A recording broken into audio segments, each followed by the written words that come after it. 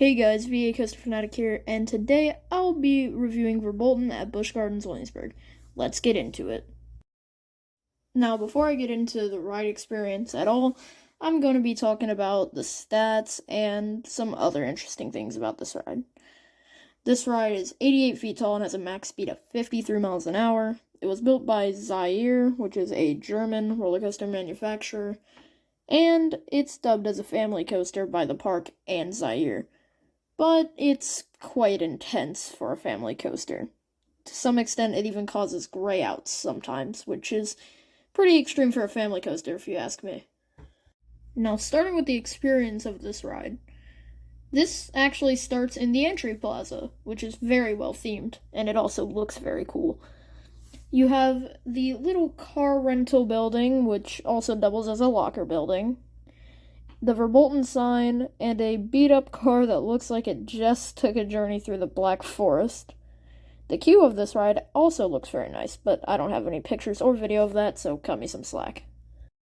To start off your ride experience on Verbolten, you pull out of the station on one of 5 differently colored cars, which are themed to German sports cars. The ride turns into an S-bend, which is the first time you really notice that this ride isn't the smoothest. You can feel a vibration all the way through this little S-bend, and it gets worse and worse throughout the ride, especially during the final part. But we'll talk a little bit more about that in a bit. So you take the final part of the S-bend right into Launch 1. This propels you into the show building. You are first met with some neon leaves flashing, and then strobe lights. You're then met by more strobe lights into this cool green and purple leaf facade. You then go into the super intense double helix, which can even cause you to gray out. You then pull into a mid-course brake run, which used to have a giant facade that I'm showing on screen right now. This was removed in the early 2018 season, and no one knows why. It was a really cool facade, and it's a real shame it's gone. Coming out of this brake run, you have a tiny few leaves flashing on the left side of you, and you pull up into the second mid-course, which is the coolest part of the show building now. This part of the building can vary in terms of visuals depending on what theme you have on the ride. There's 3 different themes on Verbolten: Storm, Spirit, and Wolf. The one I'm showing you right now is Wolf.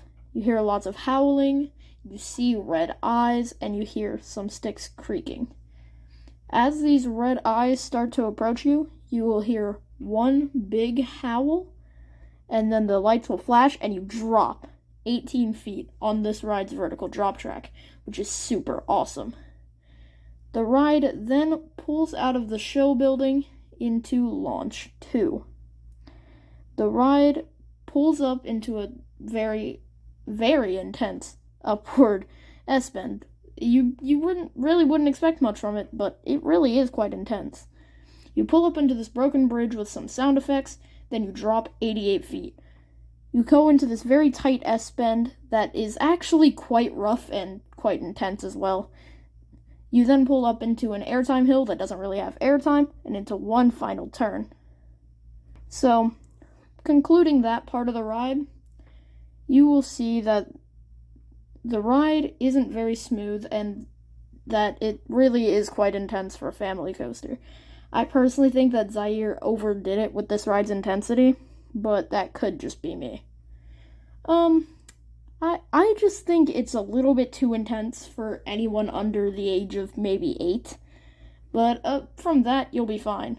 Also, the second drop, and entire second half basically, follows the exact same course as the Big Bad Wolf, the aero-suspended coaster that's on the exact same plot as Verbolten. It's a great homage to the Big Bad Wolf, just like the wolf theme inside of the building. In conclusion, Verbolten is a pretty good family ride, and it's a perfect step up from something like Invader, and kind of that coaster you want to ride before you ride Loch Ness Monster, which has inversions.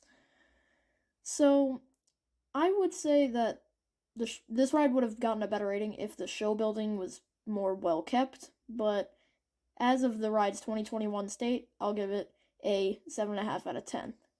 Thank you guys for watching. I'll see you guys later. One more thing before I completely end the video. Huge thanks to Travis Irwin for the POV and Zach Clark for the off-ride footage.